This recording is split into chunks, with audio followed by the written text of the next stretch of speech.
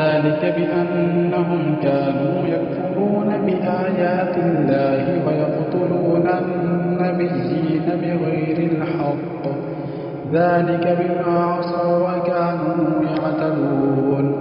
إن الذين آمنوا والذين هادوا والنصارى والصابئين من آمن بالله واليوم الآخر وعمل صالحا فلهم أجرهم عند ربهم ولا خوف عليهم ولا هم يحزنون.